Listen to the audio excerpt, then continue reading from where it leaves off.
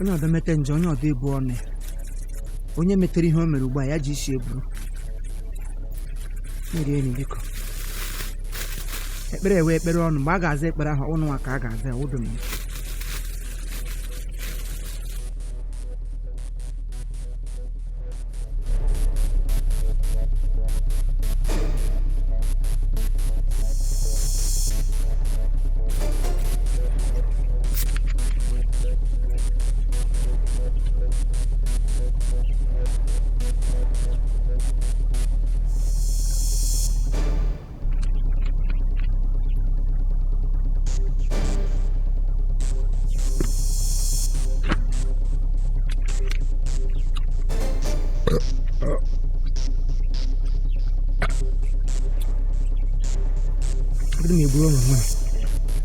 onye ọzọ mee nje onye ọzọ ebu ole ya ọnụ onye ọla buru obe nke ya otu kọmisin ka ahụhụ njọgụ bidola afọ ngụgba mpụ ahụ eburuwa agha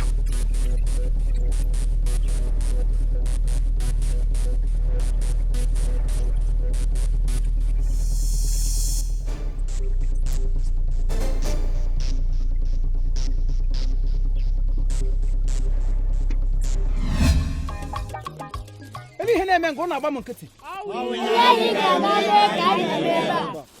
Eso?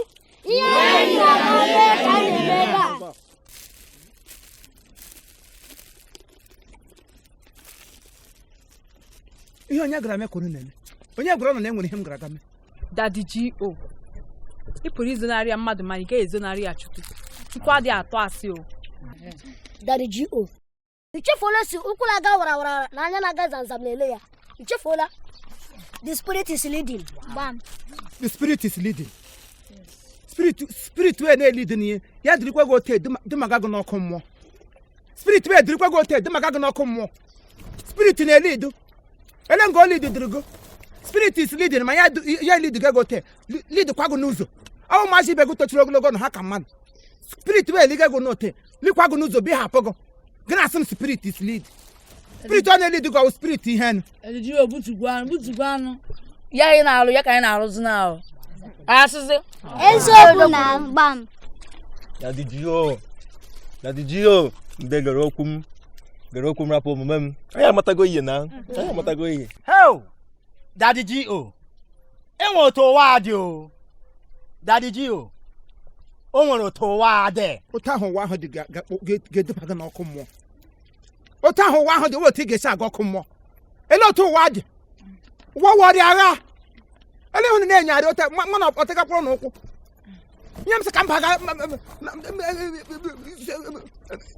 hapụ bread ahụ onwe ka onwe ke fọrọ gị enye anyị. Daddy G.O. enwe nke fọrọ wepụtara anyị. Nye anyị ta Enwe ndị na-erutede.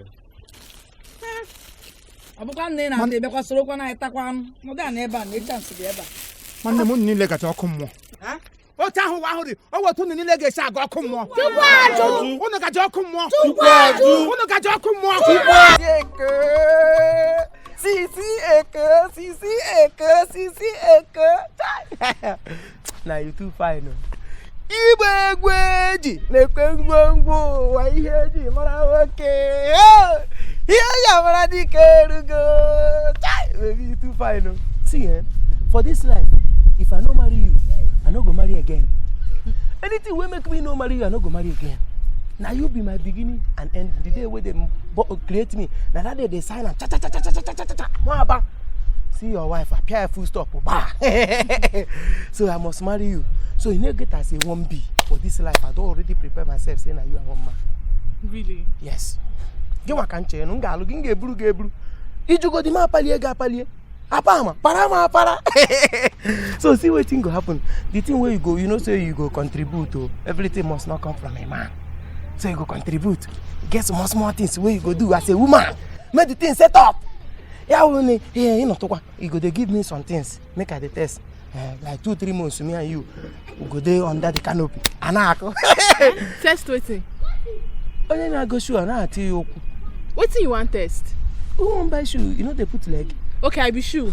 No, besides say you be shoe. No, I be shoe now. I don't talk say you be shoe. Waiting at the top, we say as total package before you buy something. All the car here, before you buy any goods where they seal, you need to check the NAFDAC, check the expiring date, check everything. Now be that. This goods will be like goods where they seal. Okay. I need to check the expiring date, check the batch number, check the NAFDAC number. Okay. All these things. Highest 3 months.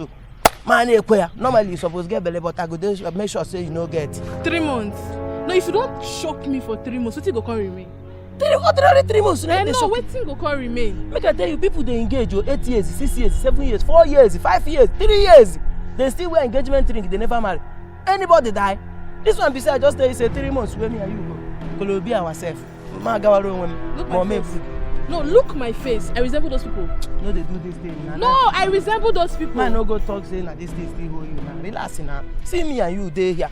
So small thing. Waiting, and when he in here, man. This thing you waiting one use and doing he jan order. Ne abaji oche. But what do you hold here, man? You get test run here for 3 months. Our antenatal department. You get test one year for good 3 months. You know they fear God.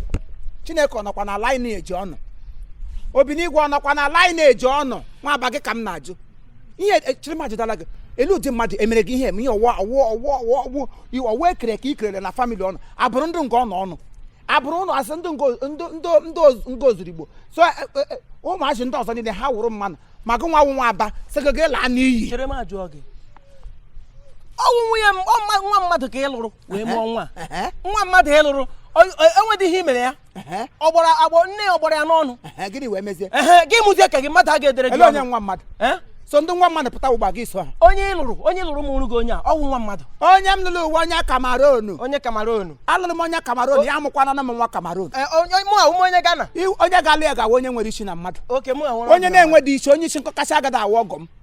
Ịnọ nga abụsịsị onye ga-azụsị ọ ga-ebu ụzọ test ọ ya. Ewerekwe ha chere test ọgụ ụkwụ. Chere m agwa gị. Ihe a wee ibu a ga-eburu gị eburu. Ihe a wee ibu a ga-ekwe ihe kwesịrị ịgbakọ buore gị. Mmadụ enwe ewepụta time m. Si me just useless ya time m buore gị ibu dọnụ ụlọ gị. Enwere onye buru nwa kemgbe ọdọ. Mgbe niile ịzụrụ fọm nke gị zụrụ oche a na-akụjisi oche ka m butụrụ gị ibunu gị were ọnụ ọjọọ buru akwụkwọ nsọ ka onye ihe na-esiri ike bịa nga akọshi